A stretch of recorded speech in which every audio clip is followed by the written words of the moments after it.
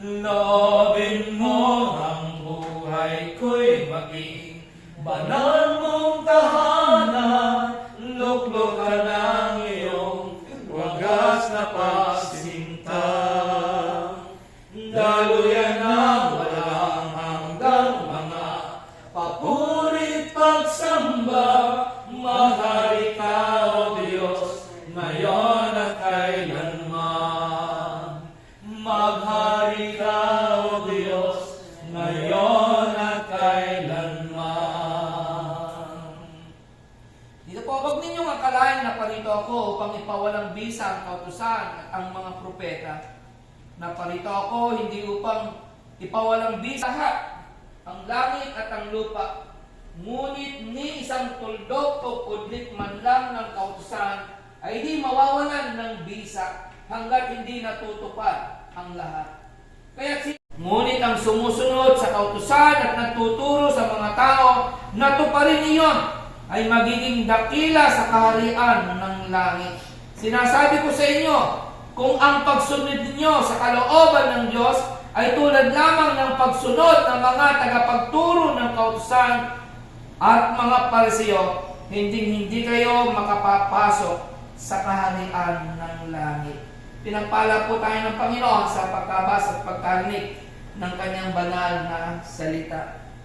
Kayo po ay nasa hanay po ng katarungan kung paano ang batas ay masunod at mangyari.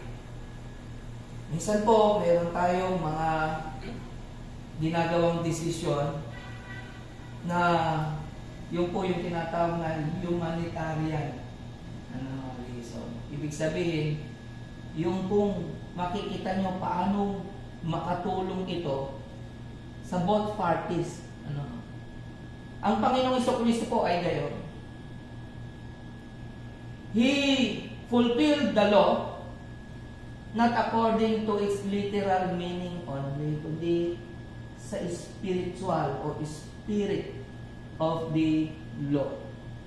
Katulad na lamang po nung sinasabi natin na pagpatay, di ba? Pagka tumatay ka, sa kautusan nun, dapat ting patayin.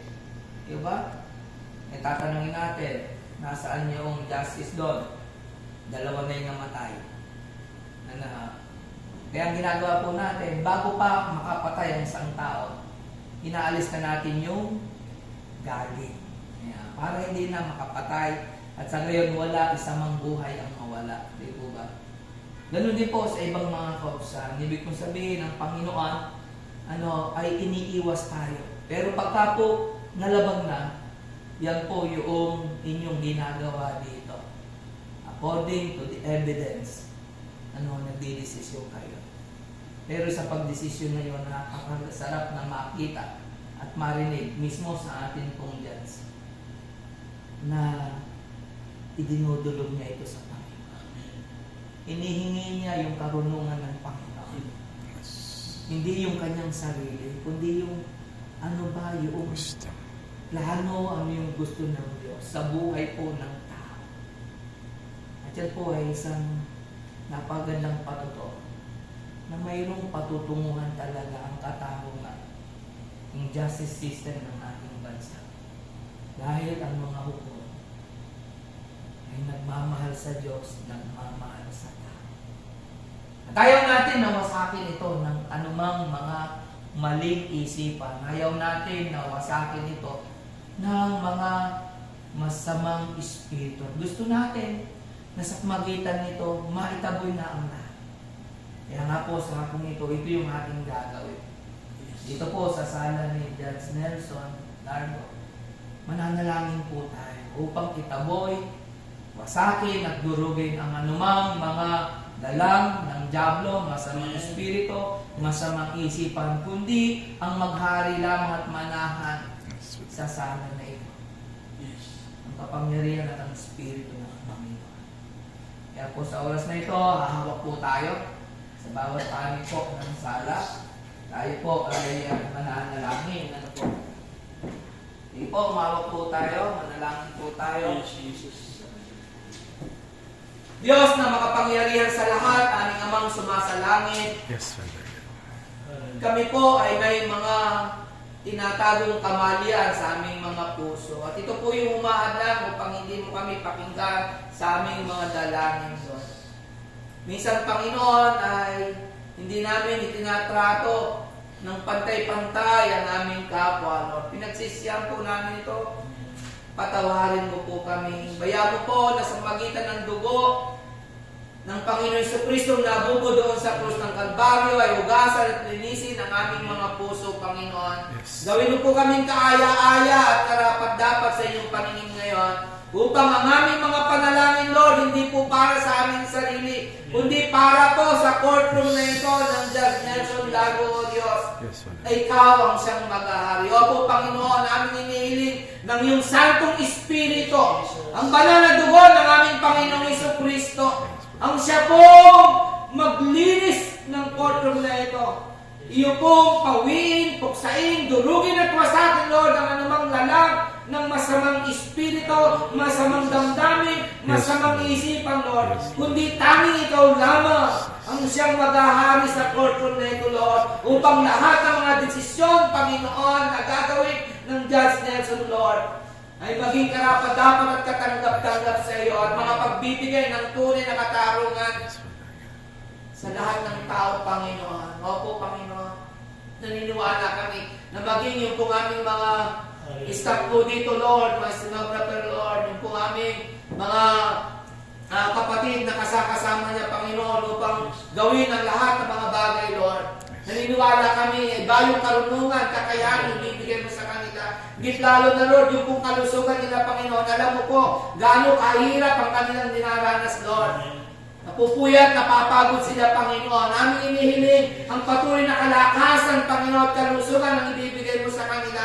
At naniniwala po kami, tinatabi mo po sa kanilang mga pisikal na katawan ang anumang uri ng panghihina ng katawan, ang anumang uri ng mga karamdaman, Panginoon, at tanging kapangyarihan mo at kalakasan lamang ang maghahari sa kanila, O Diyos. Naniniwala rin po kami maging ang Judge Nelson Lago, Lord, ay patuloy mong pinupuspos ng iyong kapangyarihan, ng iyong Santong Espiritu, ng iyong karunungan, Lord, upang sa bawat desisyon na kanyang gagawin, Panginoon, ikaw ang mapaparangalan, ikaw ang may tatas, Panginoon. Lord, maraming salamat po sa katiyakan ng lahat ng mga gagawin ditong pag-aakol, Panginoon. Yes, Father. Ay yung po magdadala ng kaluwalhatian sa iyo. Yes. Magdadala, Panginoon, ng mga hustisya, Panginoon, sa mga biktima. At doon po, sa mga gumagawa ng karahasan, Panginoon, ito po ay pagpapataw sa kanilang parusa, Panginoon. Lord, naniniwala kami na bagamat naroon po yung parusa, alam namin na yung pagsisisi ay mangyayari pa at mahayag, Lord, upang maging magaan, hindi lamang yung sentensya, Lord, kundi maging sa kanilang mga puso, Panginoon, at hindi sila magtatanim ng anumang galit, Lord, sa courtroom na ito, Panginoon.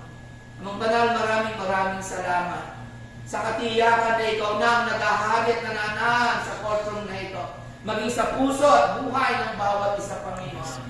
Kaya nagdalangin po, maging yung kanilang mga kailihan at mga panalangin sa iyo, maging yung kanilang mga plano at mga pangarap pa, Panginoon, sa kanilang buhay, sa kanilang paglilingkod, Lord, sa aming bayan, sa kanilang pong pamilya, Lord, na yung pong inagawat at binibigay. Lord, patuloy kang maitaas sa courtroom na ito. Patuloy kang matanyag, Panginoon, sa kanilang mga buhay, at patuloy ka pong maghahari. Sapagat ito po yung aming sama-samang panalangin, ang aming pananampalataya, ang aming paglilingkod sa aming kamangalan lamang ng aming Panginoong Jesucristo. Amen. Amen. Purihin ang nagpapala, Diyos ng buong sanglilikha, purihin sa kalangitan, Ama, Anak, Diwang Banal. Nakakita ng lahat ng mga nasa kadiliman ng Diyos na buhay, nakakakita maging ng ating kalooban, ng ating puso at isipan. Ang Diyos na makaya, maalap at makapangyarihan sa lahat, na nagbubukas ng lahat ng mga pintuan at durungan ng kalangitan. Ang siyang nagbibigay ng patuloy na kasaganaan at pagpapala, tagumpay sa ating mga buhay. Ang paglukob ng banal na dugo ng Panginoong Jesucristo na siyang nagbibigay sa atin ng isang buhay na ganap, kasiyasiya at matagumpay. At ang paglinga, pangunguna at paggabay ng Santong Espiritu.